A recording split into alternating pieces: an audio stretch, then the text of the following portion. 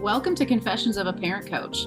I'm Coach, a mother of four, and potty talker, Ann Kaplan. This is the podcast where I confess something from my own parenting and coaching life, teach a lesson around it, and answer your questions.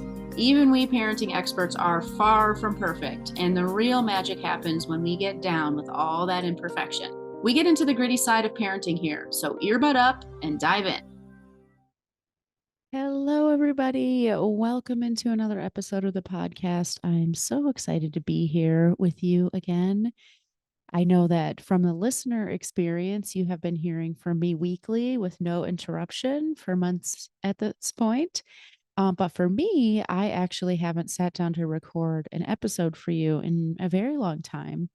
I had a lot of travel and a bunch of things happening in my life over the last month and a half. And so it was really important that I sat down about 2 months ago and really came up with lots of stuff that I wanted to share with you and recorded lots of episodes. So for me, it feels like I'm coming back to this relationship with you after so much time apart. And it's lovely when that happens in a lot of ways because that whole absence makes the heart grow fonder thing. I think every time I step away from work for a while, when I come back to it, I just have renewed energy, a lot of new ideas to share, and just like a whole new appreciation for what I do and how I get to connect with parents and just share my gifts, hopefully, with you and be privy to and honored by learning about your experiences and all that stuff. And it's easy to get jaded about the beautiful, amazing blessings we have in our lives. And then taking a break is such a healthy thing to do. It really helps you remember, like, this is actually like an amazing job that I get to do. It is so special that I get to be a part of people's parenthoods and then vicariously a part of their kids' childhoods and hopefully making a difference in families little bits by bit. And it's a really special privilege. So I am coming to my recording today with just renewed vigor and appreciation and gratitude and excitement. And today what we're going to talk about is I kind of say that this is like the trick. I'm going to teach you a trick because well, let me just start with my confession and then you're going to see what I mean when I say I'm teaching you a trick for how to get to that whole place that we talk about all the time of like neutrality and empathy with our kids. So, my confession for today is that I really do not always feel sorry for my children when they are screwing up and suffering the slings and arrows of their choices. I know I teach all the time that we need to bring empathy and compassion into our parenting, but sometimes, like, I really just do not feel it. And I'll give you an example. Like, right now, I am going through a whole thing with my youngest son, Sky. He's 9. And Sky just really loves to argue a point. It's kind of his I don't know. Someday I think it will be his superpower, but right now I would actually truthfully honestly say it is the only thing about Sky that I find really challenging and maybe the part of him that is like not super enjoyable for me. Like, this kid is a magical, wonderful human, but he really likes to argue. And I mean, he will argue the most small, minute semantic with you. And if you engage in that argument with him, it will never end. You have to walk away and you can almost see him once he gets started, it's almost like he can't stop. He's like he's on a roll or something and it's like out of his hands at that point. He just really has to argue with you. And that way of being is very challenging for me. I really dislike it. I can't stand it, to be honest. And so when we get into that situation, my empathy like completely just goes down the drain. Like, I'm so irritated and frustrated by his behavior that whatever sadness or negative emotion he's experiencing or consequence he has to have or whatever, I just really have a hard time tapping into empathy for him at all because my attitude really is like, you did this to yourself, you little, you know what, right? And I think that's super common. Well, I don't just think that's super common. I know that's super common because I talk to all of you all the time in my coaching group, or if I'm working with you one on one or in a couple. I hear from you, I hear from parents all the time how challenging it is for us to actually really empathize with our kids when we can see so clearly that they are absolutely the ones who have created this situation that they're upset about. And let's be honest, sometimes we feel not only like, well, you did this to yourself, but also like you had it coming. Like this is what you get when you act like this. You know what I mean? So there's almost maybe even a part of us that's kind of has this like little thrill of satisfaction of like, that's what happens when you do this thing that I've been trying to get you not to do. So the example I have of this with me and Sky is, when he needs to do his job, I would say about maybe 60, maybe even 70% of the time when it's time for him to do his chores, which is emptying the dishwasher, is his major chore. He just does it. I'll say, your job is ready for you, meaning the dishwasher's clean, and he will come and empty the dishwasher. Sometimes he might be like, can I do it after dinner or can I do it later or whatever? But, we have a conversation about it and it gets done. But the other, whatever, 30, 40% of the time, he just, it's like instead of saying the dishwasher's clean, I have said, it's time for me to pull out your fingernails or something. And he just like throws himself on the floor. He will like launch into this like diatribe of like all the reasons why he shouldn't have to do it. Like, I just did it yesterday. It's so unfair. I shouldn't have to have this job. I'm just about to do this other thing. I haven't gotten to do X, Y, and Z all day. And now you're telling me I still can't do it because I have to do my job. Like, whatever. And it's just like this dramatic, soap opera level behavior. And usually in the beginning, I'm okay with being like, yep, I get it. It's really hard when you can't do what you want to do. Or, sometimes it stinks to have to do your job when you don't want to, and all that stuff. Really good. And I'm honest. I mean, I actually do feel that. Like, I get it. Sometimes we have to do stuff we don't want to do, and it does suck. So I can perfectly honestly, truly, genuinely not only say that, but truly feel that. And after a while, he is just going on and on. And I'd say maybe like a month ago now, like he really wanted to, we like to listen to audiobooks together. And we were listening to Harry Potter for probably like the 7 millionth time. And I had told him we could listen to some Harry Potter when he was done doing his job. And he really wanted to. He really wanted to listen to Harry Potter, but he just kept throwing this. I wouldn't say it was a tantrum. It's just more like this dramatic, like, yeah, this dramatic lament that was going on. And he kept just getting sadder and sadder that he wasn't going to. And then, I just really want to listen to Harry Potter. Why can't we listen to Harry Potter? And I'm doing my awesome parenting skills saying, I can't wait for us to listen to Harry Potter. You're welcome to listen to Harry Potter as soon as you've done your job. I'll sit in the living room and I'll wait for you. And as soon as you've done your job, we can listen to Harry Potter, like basically saying the same thing over and over again, right? Which, if you're working with me, you know what I'm talking about, parents out there. You're talking about the one liners. And by the way, that's in module 1 of your curriculum if you need a refresher.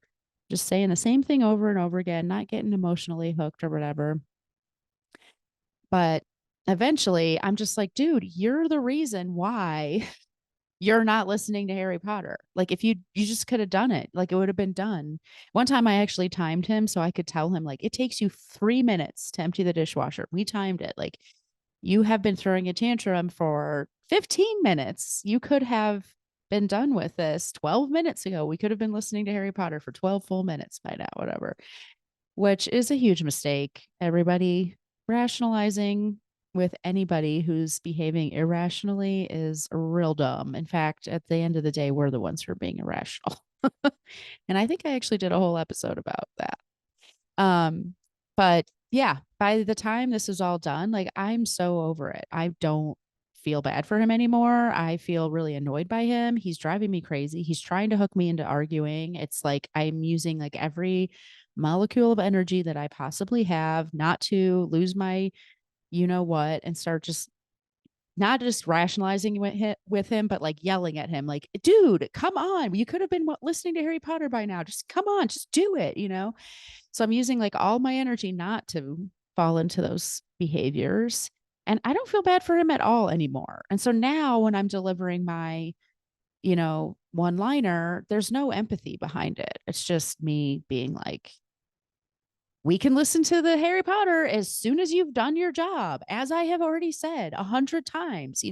That do you hear any empathy in my voice right now? No, because I don't feel any empathy. And as I was thinking about this, whatever story confessional, it really brought up a question I got in my group coaching program a few months ago, actually. A mom, because we were talking, as we often do, about the importance of empathy and neutrality when we're delivering consequences, and this like patience of like, if you create this container and hold the walls of that container with all your love and all of your trust and all of your, non-attachment, eventually your kid's going to figure this out, and they will have done so in an environment of unconditional love the whole time. So this is super important, right? Well, this mom asked, she's like, what if you don't feel bad for your kid? Like, I don't feel bad for my kid. And she was talking about her teenagers. She's just like, they're assholes and I don't feel bad for them. And by the time I'm giving them a consequence, I am, she didn't use these words, but basically she was saying like, by the time I give them a consequence, I'm really excited to stick it to them. Basically, I don't feel bad for them at all. And, first of all, totally get it. Yeah, I'm right there with you. And it makes perfect sense that we all feel that way sometimes, for sure. But knowing how important it is that we don't, bring that energy into our parenting, she was like, what do you do? Like, how do you deliver a consequence with empathy and non-attachment and neutrality and all this stuff when you're not feeling it? And that is what today's episode is about. This is why I call this like a trick, because honestly, this trick is the fallback trick when you don't feel empathy, but you need to be expressing things lovingly. When you feel like you can't connect with your kid, when you don't know what to say to your kid, like this is your trick that I want you to fall back on every time. It's almost like when you don't know, when you like when you're at a loss, if nothing else, please do this. And that trick is validate your kid's emotions. That's it. You don't even need to do anything beyond that. If you can't think of it, if you don't have the wherewithal to figure out like, okay, well, what am I supposed to do after that? Or how can I, you know, how can I change this behavior? Or what's the container? Or what is the consequence? If you don't know anything else, if you know nothing else, when all else fails, meaning like, first of all, everything you've tried has failed, but also when all else fails, meaning like I can't think of anything. I'm failing myself right now because I can't think of anything. Validate. That's it. That is your life hack. And honestly, this life hack works like for everyone all the time in every relationship, even if it's a random stranger at the grocery store. Validate, validate, validate. And if you forget everything else that you learn when you're working with me and you're in the heat of the moment and you don't really remember, what are the 4 steps of handing problems back to kids? Or what are the ways to use an enforceable statement? Or what were those consequences I talked about in the coaching call last week that I was going to use? Just remember, like, if all else fails, just validate your kids' emotions. Now let's talk about validation because it is huge. Validation doesn't mean you agree with your kid. You don't have to agree with them at all to validate their emotions. Validation really is just giving people the message that the way they feel is okay and it makes sense and it's literally valid. That's why it's called validation. And how we validate our kids is, I mean, you literally, if you're working with me, you're going to hear me give you examples all the time. And after a while, it almost feels like you kind of have like a menu of options for like, what words do you want to use to validate your kids? You probably have even heard me validate your emotions on this podcast when I say things like, it makes perfect sense that we lose our temper. It's totally understandable that I ran out of empathy for my son. That doesn't mean it was good that I did that or that I should have done that or that I made the right decision to do that or that I shouldn't try to do something different than that. It just means that of course I felt that way and it's okay that I felt that way and my feelings made sense. And when you are validated, it creates so much emotional safety to be in a dynamic where when you express your emotions, they are received with acceptance. They are accepted as the way you feel. And after a while, you get to this point where you're just like, I don't need to justify or explain or defend how I feel. I just feel that way. And feelings don't need an explanation or a defense. They just exist. We never have to explain or just justify our feelings. We feel that way because we feel that way.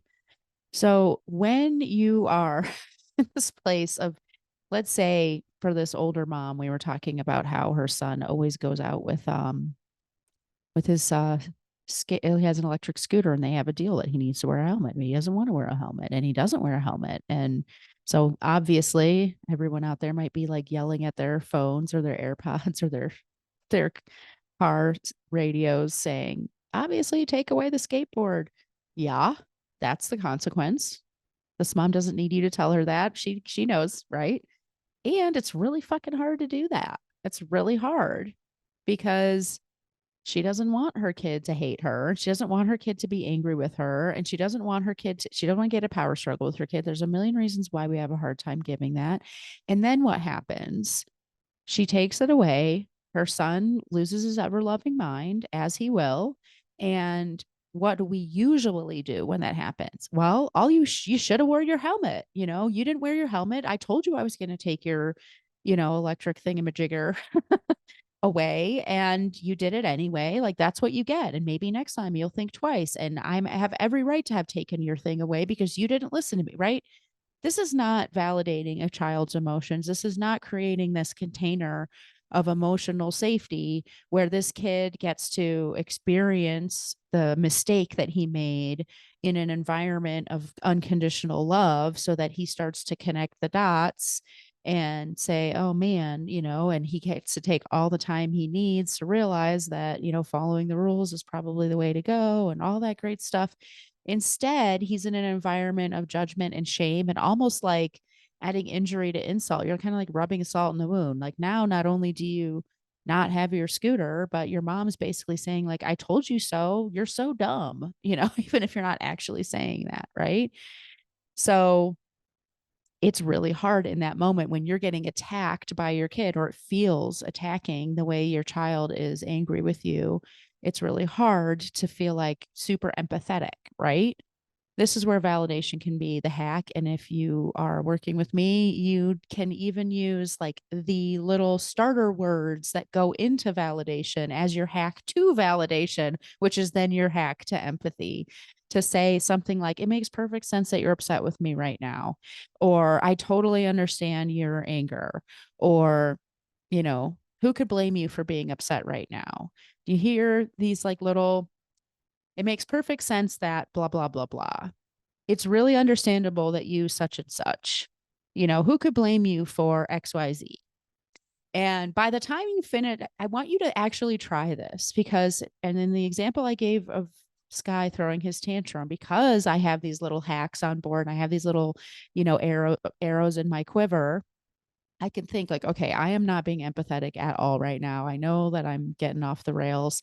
What's my hack? Okay, it makes perfect sense that, and I can even do this like on the fly in the moment. I can start saying it makes perfect sense that without even knowing what the end of the sentence is going to be yet. And I can look at my son who's throwing a shit fit on the ground because he doesn't get to listen to Harry Potter because he chose not to do his job and say, it makes perfect sense that, and by the time I get to that in the sentence, it makes perfect sense that you're, really upset right now.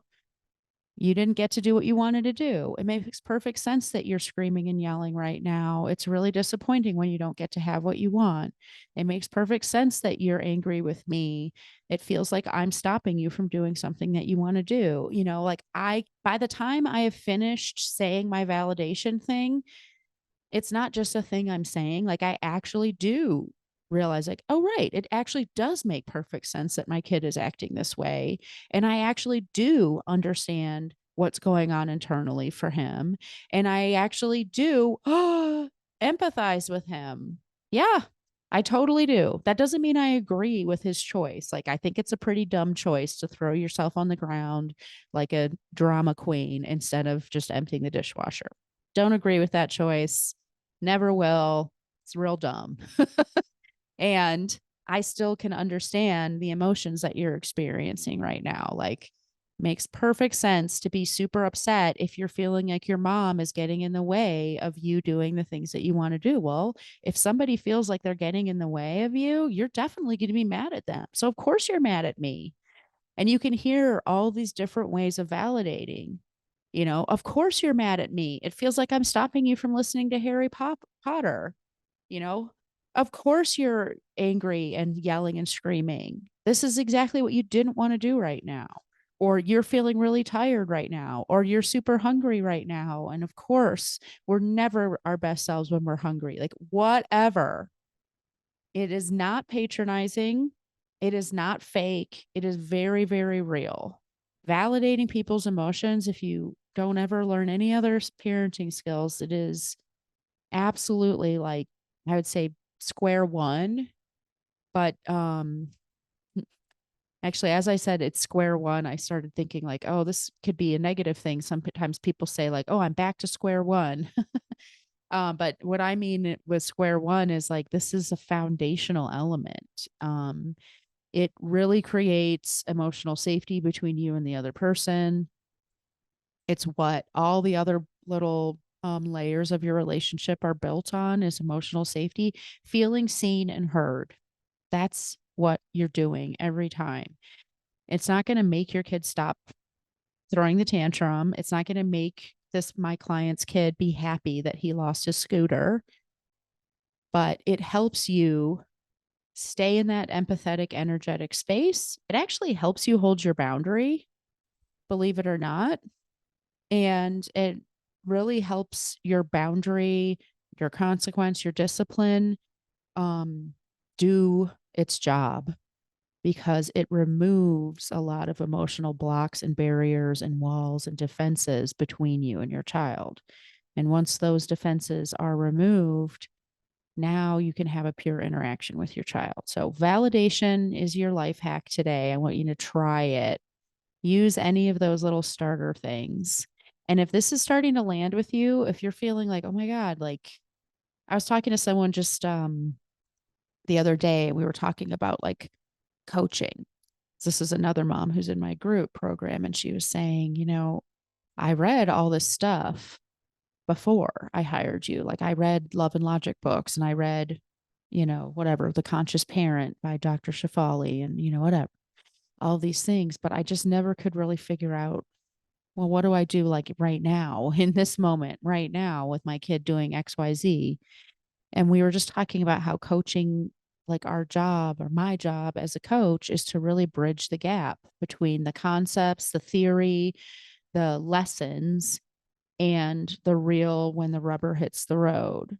And I hope that as you're listening to these examples that I'm giving you, you can even feel that bridge.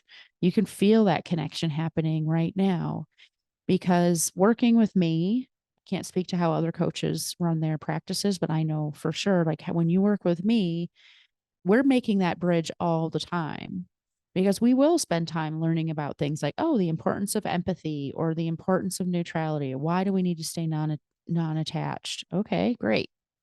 And right now I don't feel it. I don't feel empathetic. What do I do right now? And we actually walk away with tangible tools, like even something as simple as fill in the blank. It makes perfect sense that you blah, blah, blah. It's totally understandable that you such and such, right? Like, sometimes we really need something super tangible like that.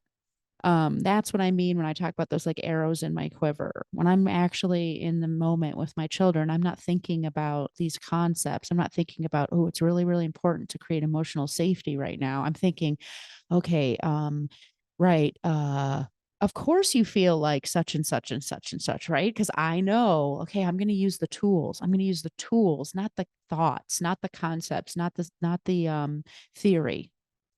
We need tools as well. And that, I think, is where the work I do comes in with my clients, for sure. So if that's starting to feel like, yes, I get these ideas, I believe in these ideas, I agree with these ideas, and I want the arrows in my quiver too, it's time for us to meet. set up that free discovery call. The link is always in the show notes for you to set that up with me. Tell me all of the stuff that's going on with you. Tell me the arrows that you want in your quiver. Tell me the things that you're struggling with. Tell me even the concepts and theories that you're still having a hard time onboarding. Everything. And it is my job to take all of those raw materials that you put in front of me and use them to create a really clear roadmap that gets us from where you are right now to where you want to go. And you never have to walk that path alone, because I will be with you every step of the way in a beautiful coaching relationship. And if you decide that the way you want to do that is in my group program, it's a beautiful coaching relationship that never ends, because my group is a lifetime group program, which is lovely. Whatever age your kid is, you've got me in your back pocket forever. So think about it, set up that discovery call, and I will talk to you all next week. Bye, everybody. The episode is over, but there's more waiting for you. You can grab my free workbook, Getting Kids to Listen the First Time, that walks you through the fundamental principles I teach all of my clients and applies them to this very universal parenting challenge.